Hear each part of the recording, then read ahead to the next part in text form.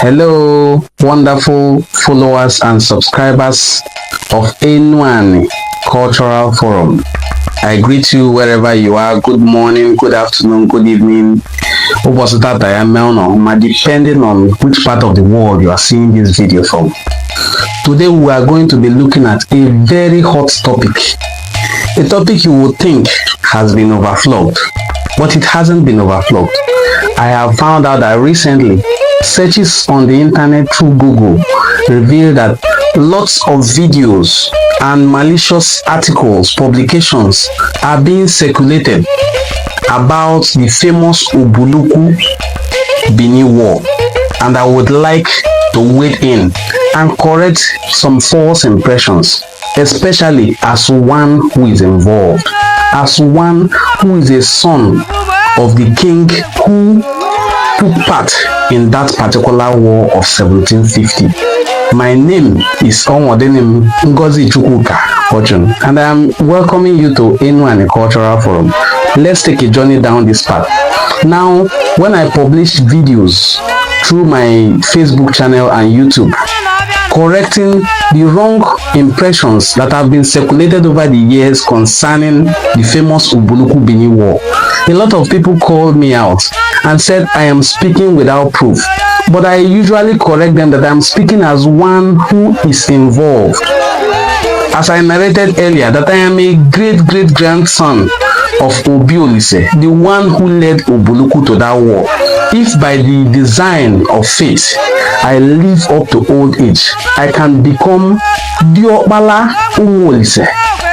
Yes, because I am a son of Ubulu-Ukwu.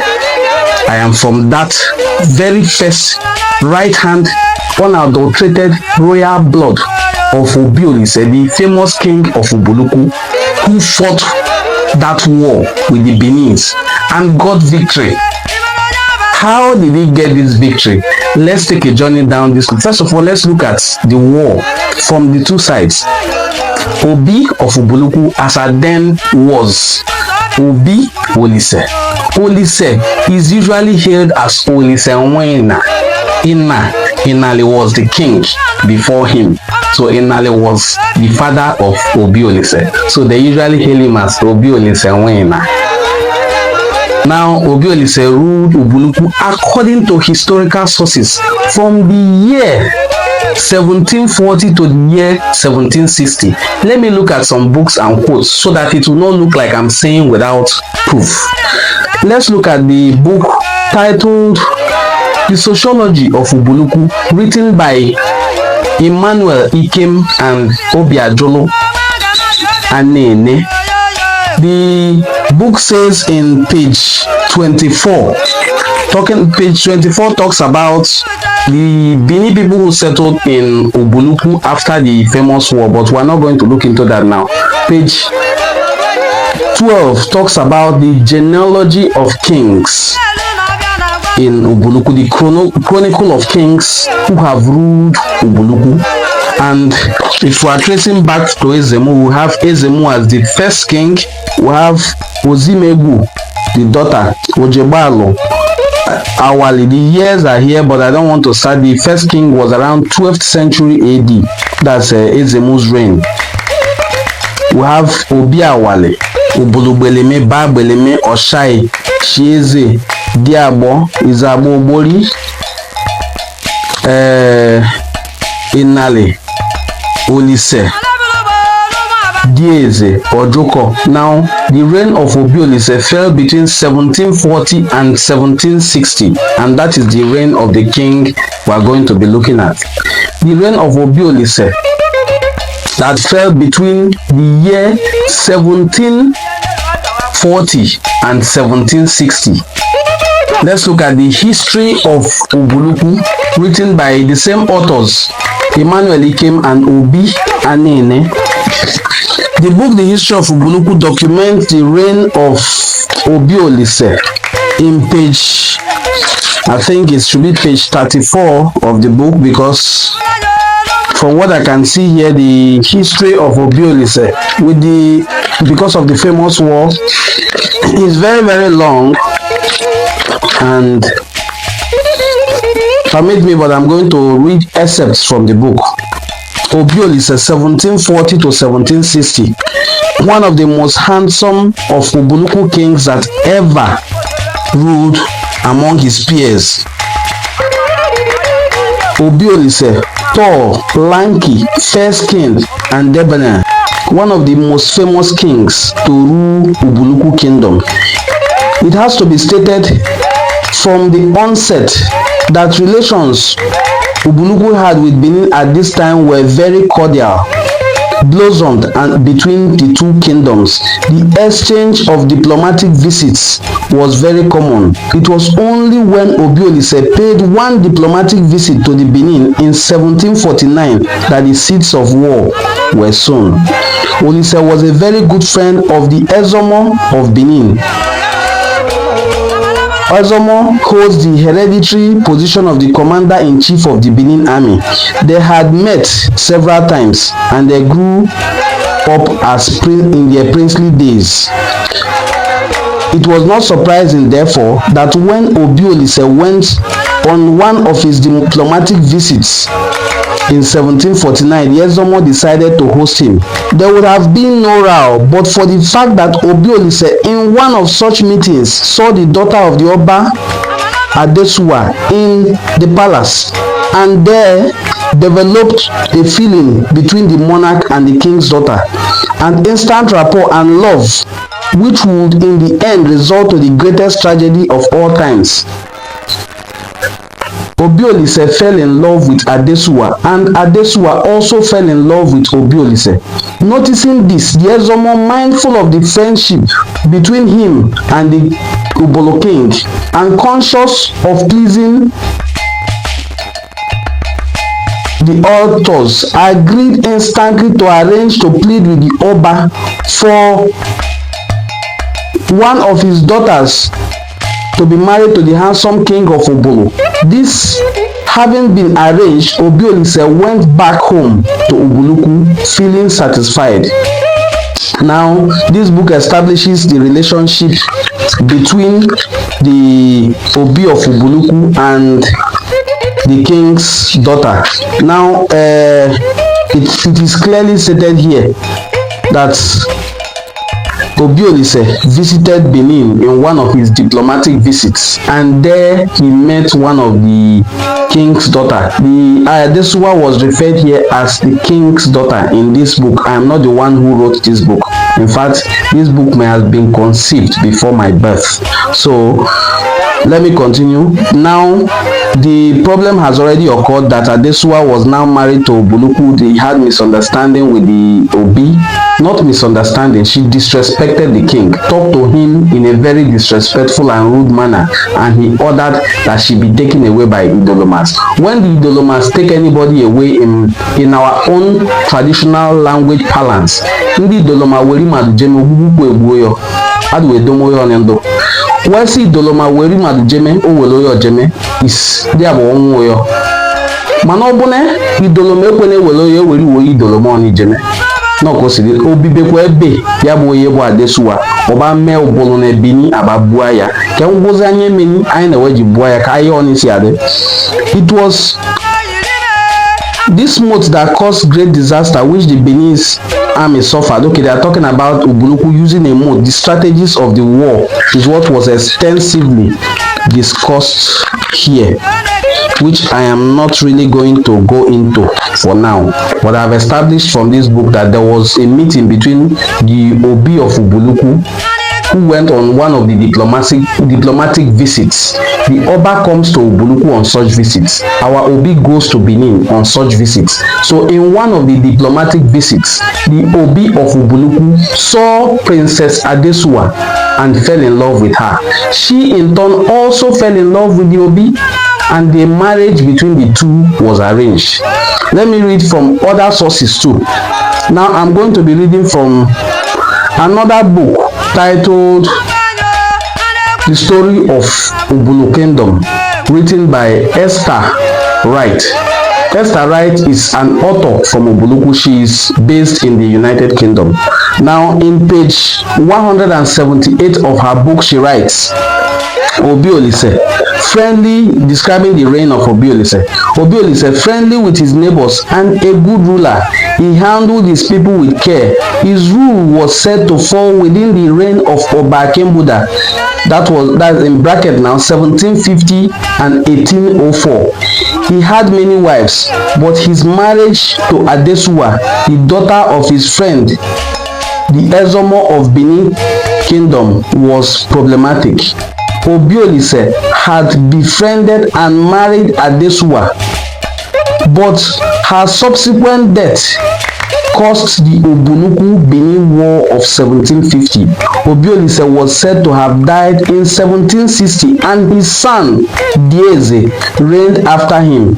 I'll be reading my own write-ups that I have written in the past and published, but it's important that we'll continue to put out these articles to correct the false narrative that one Obi of Ubulu-Ukwu was beheaded. According to some of the stories that I have read online, it is untrue that any sitting king of Ubulu-Ukwu was unalived.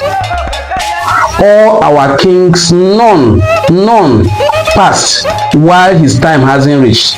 In fact, it is the tradition of my community and one of the things that made my ancestors famous that they prepare what we call a Dayi charm, a charm known for elongation of life, a charm that ensures longevity for our ordinary people, not to now talk of our kings. In fact, it is my community Ubulu-Ukwu that prepares this charm that ensures longevity for the Oba of Benin after his coronation. Traditionally, the Oba of Benin spends 3 good days in Ubulu-Ukwu, and I am not just saying in Ubulu-Ukwu. These 3 days are spent in a place called Onichopi. That is where the fortification charms prepared for the Oba is done. In some special arrangements, these people can be moved to Oba's palace to perform this ritual, but if the king refuses, the Oba comes to Ubulu-Ukwu to do this charm. That has been the tradition of my people, and I am from Ubulu-Ukwu Kingdom. This is the truth, the absolute truth, and nothing but the truth. Now we are going to discuss the Ubulu-Ukwu Benin War according to historical documents put down here by our sister in this her famous book, The Story of Ubulu Kingdom. Now in page 258, she writes, Ubulu-Ukwu Benin War of 1750 AD. This subtitle is treated in this book as an attempt to redress a one-sided story of the war that had existed between the Benin and the Ubulu people because of an incident which Ibafe said was murder of Princess Adesuwa of Benin Kingdom by Obi of Ubulu-Ukwu. This issue, though maturely suppressed, comes up occasionally. During the Nigerian Civil War, it was said that the Benin people had the Igbos murdered in retaliation.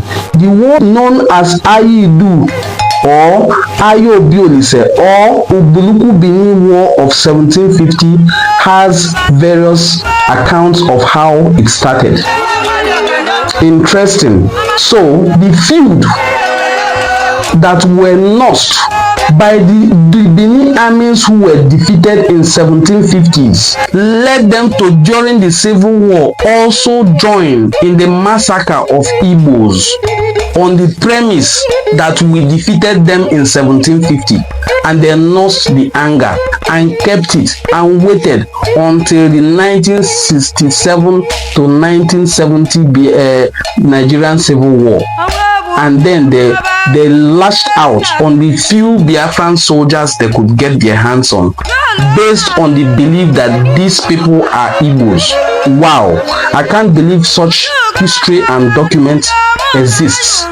Why will then somebody now in this century who doesn't understand history begin to twist it and tell us that we are no longer Igbos?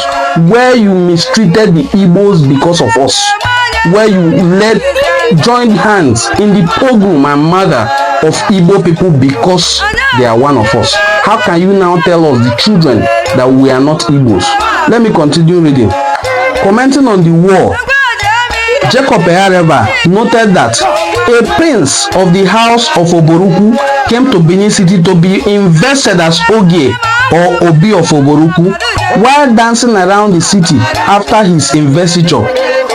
According to custom, he called on the Ezomo Atuzebu, who presented kola nuts to him through his beautiful daughter Adesuwa, who had been betrothed to the Oba.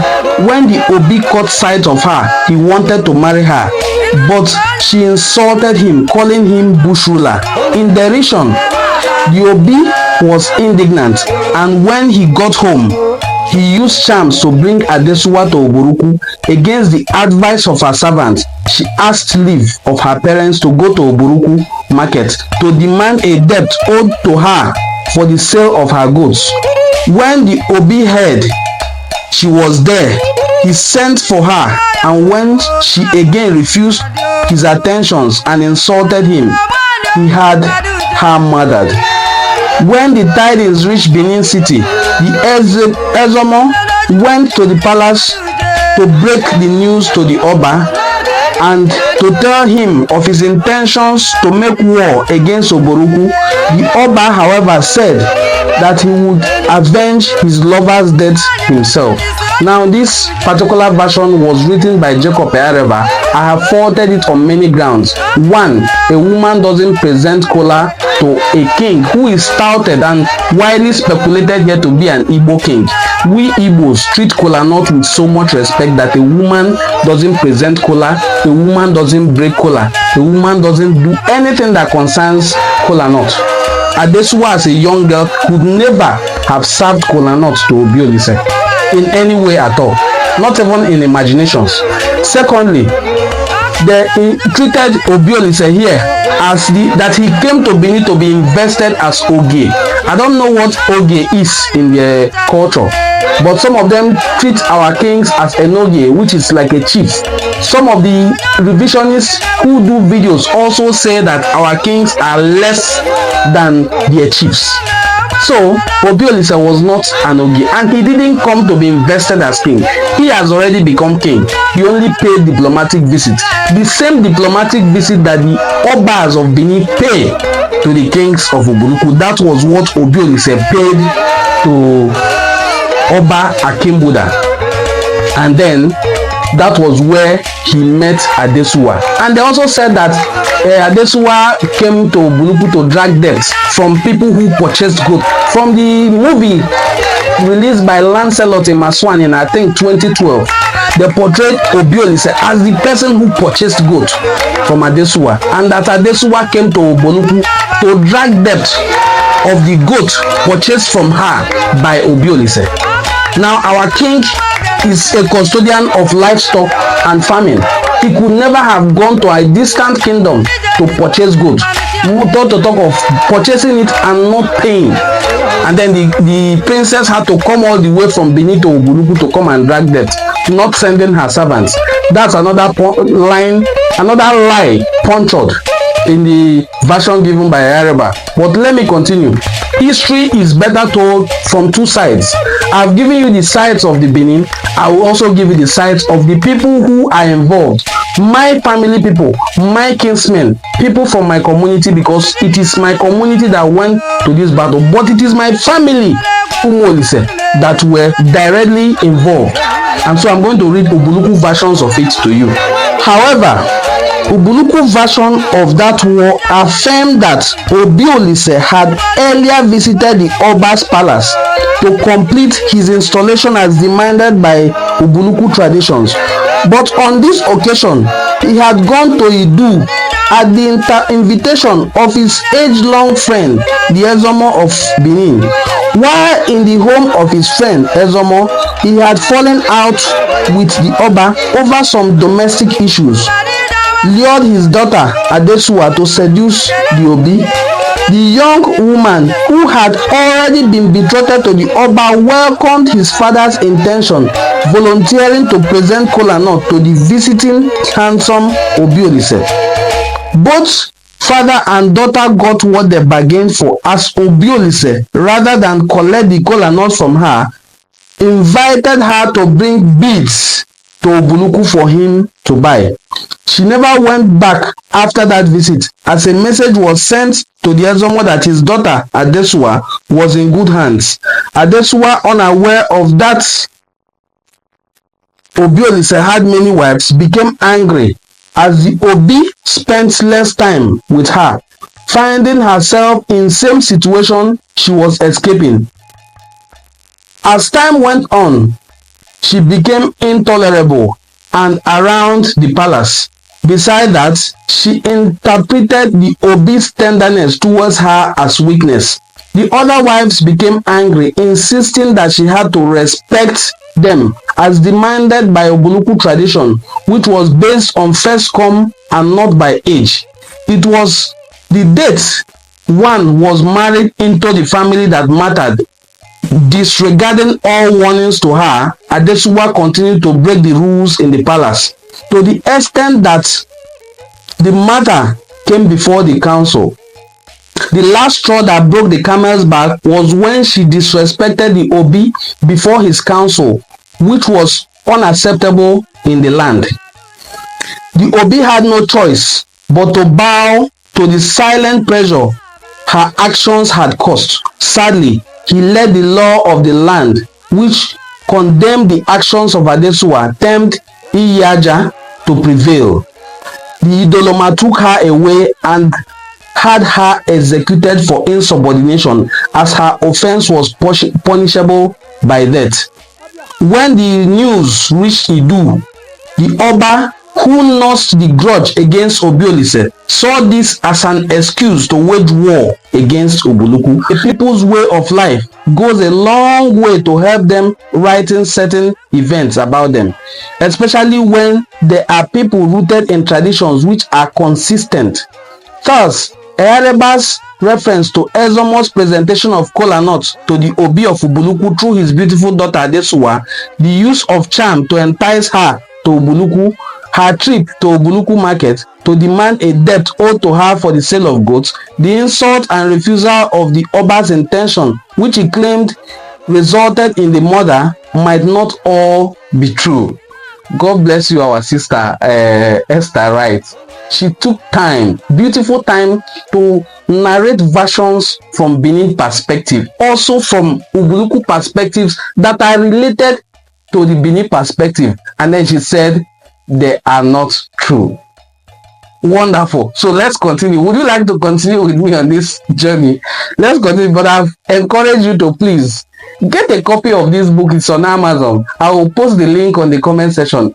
Get a copy of the book, The Story of Ubulu Kingdom, and enjoy reading this thing that I'm reading. Its essence. What I'm reading is just a tip of the iceberg. The book has a whole lot to teach you about Igbo history and the story of Ubulu and Benin people, Enuani and Benin people. You know, we are very close to this kingdom called Benin, and most of the things they do, we know. In fact, most of the things they know, we taught them, because many of our people were resident there. Many of the people you will find in my community today are from Benin. They migrated from Anidu to my community to live. They were not Benin speaking people, but they are Igbo speaking people. They are Proto-Igbo speaking people. Their names are Igbo, their language is Proto-Igbo, everything you can think of. So let me continue. After all, in Ubulu-Ukwu to this day, no female, no matter how well regarded, serves the king kola nut or reaches into the bowl of kola nut meant for the king.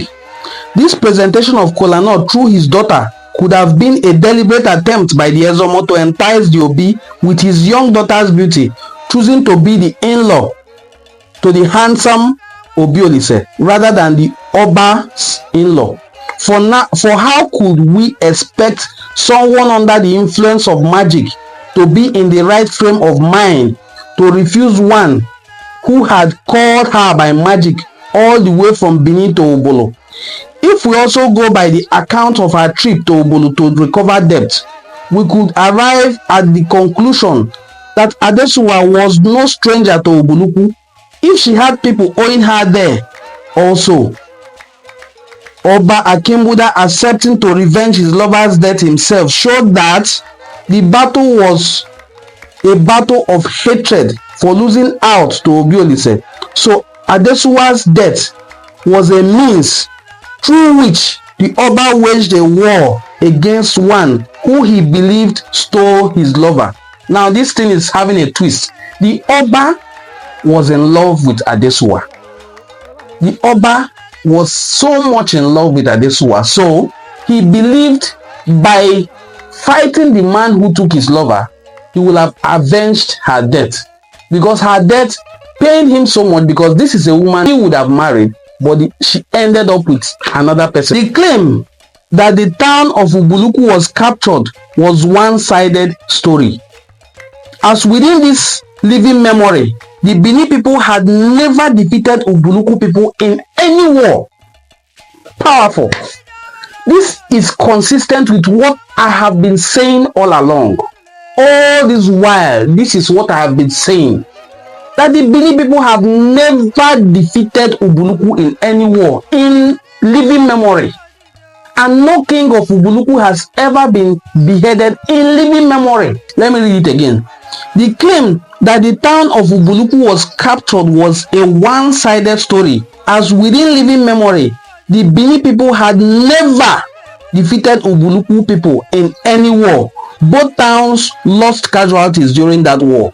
Testimony to that fact is the presence of some Idu people in Ubulu-Ukwu today, who are the descendants of the captured soldiers or soldiers who surrendered willingly. However, in his book also said that Akinbuda sent troops under the command of Imaran Edaibo and another contingent under Emopabe Onoge of Ugo. After severe fighting, the town of Ubulu-Ukwu was captured and the head of the Obi was sent to the Maram, to the Oba. This is another one-sided story without proof, as again in living memory, no Obi of Ubulu-Ukwu was beheaded by the Benin people. There is no such evidence available in Ubulu-Ukwu today, which suggests that some of these warriors did not return for the fear of being put to death by the Oba.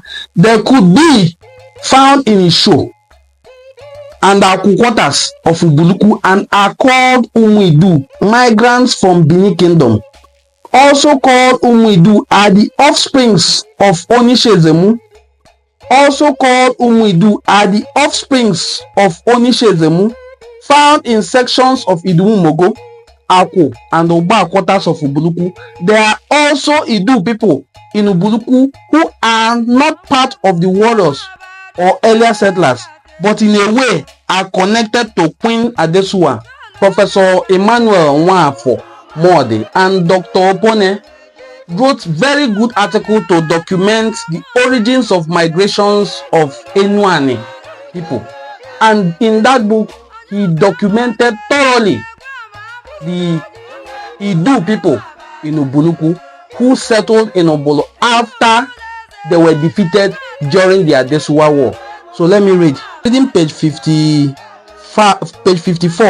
of the book Origins of Migrations of Enuani People by Emmanuel Nwafo Morde and Dr. Opone. Such relationships and identities were further affected during the second half of the 18th century by the famous Ubulu-Ukwu-Benin War. Benin, Ugo, and Asian soldiers who were dispatched to Ubulu-Ukwu by Oba Akinbuda to avenge the execution of Princess Adesuwa by Obiolise settled among Ubulu-Ukwu and the Enuani, whom they failed to conquer. This is authoritative, and this is the third or fourth reference book I'm reading that proves that Ubulu-Ukwu was not conquered. No king of Ubulu-Ukwu was also beheaded or executed or murdered in retaliation for the death of Adesuwa. It was better to lose their nationality than to be executed by the indignant Oba. If they returned to Benin, their descendants retained their Edo identity as Idumu-Idu, Onije, Onitsha quarters of Ubulu-Ukwu, as as well as at Ubulu-Okiti. This is according to Ikem and Anene in 1982, page 43. and at Ashama, Ogwashukwu, Ibuzo, Oko, and other communities east and west of the River Niger. This is according to Professor Angolo Onwejogo, the renowned sagacious professor of history, in his book published in 1987 in page 32 and 36. Also according to Ajebo in 1978. These were books published before I was born. Traces the foundation of Ozobolo as well as Obolo-Ihe Jiofo and Obolo-Ihe Mbosi in Anambra State, Imo States respectively, to this period of Ubulu-Ukwu history when we fought this war. It follows therefore that Benin and related migrants formed parts of the early population of the Enuani area. However, not all claims of Benin origin should be taken seriously. From what I've read here, from these sources, I will take another episode of this, maybe the second episode of this book. Let me also read another account that proves that Adesuwa came to Ubulu-Ukwu with her servants who could not go back when she was murdered. So the story that her servant now ran back, even as portrayed in the movie published by Lancelot Emerson, that her servants ran back to go and report what has happened to her, it's untrue. According to this version, this book is the sociology of Ubulu-Ukwu, written by Emmanuel Ikem and Obi Anene. It says, Umu Dugbe hail from Benin. They are descendants of the escorts who came to Ubulu-Ukwu with Princess Adesuwa in her ill-fated journey for marriage in Ubulu-Ukwu with Obiolise. The leader of the escorting team of the Benin was deployed to Udo, and after the Benin-Obolo War of 1750, the Udugbe settled in Udo. The social practices of Udo, now let me not go into their social practices, but you have seen here again that the servants of Adesuwa, the people who also came to protect her, because she was given an entourage to travel to Ubulu-Ukwu with for her marriage. Now, the people who came to serve her, who are her servants from Benin, settled in Ubulu-Ukwu till date. And they live in a place interestingly called Udo in Ubulu-Ukwu. In another episode of this story, which will be our part 2, I'm going to explain in details how that war was fought, the strategies of war, and how we ended up defeating this so-called mighty army of Benin Kingdom. Thank you for watching, and God bless you. This is my way of presenting facts, because as they say, facts are sacred. Facts remain sacred. The only way to counter fact is with fact. You can't counter facts with insults. As much as you insult me or insult anybody or insult the authors of these books, it will not change anything. It will not erase the facts that I have presented before you. The books are out there. The ones that are e-books are out there. The ones I will display on the screen while speaking are out there. You can't change them. Some of the books were written before I was born. They will remain here because they are ideas that were put forward in books. And these are the versions of history from Ubulu Kingdom. History should never be told from one perspective. That is why it is important that both the predator and the prey also have their storytellers. Otherwise, the predator will always have the story to tell. In this case, we were the predators. We were not even the prey. Thank you so much for watching Enu Cultural Forum. Please, I want to encourage you, if today is your first time of coming across our videos, my name is Sonwadene Mungoze Chukwuka Fortune. This is Enu Cultural Forum, and what we do here is portray the rich cultural heritage of Enuani people and the Igbo race worldwide. Join us on this very remarkable journey by subscribing to our page, so that next time we put out videos, you will see them. Also, remember to hit the notification bell. Thank you, and do have a very wonderful day. God bless you. Please subscribe to our channel. Hit the notification bell so that when we put out our beautiful videos, you will be one of the first set of people to comment on it. Thank you, and do have a very wonderful day.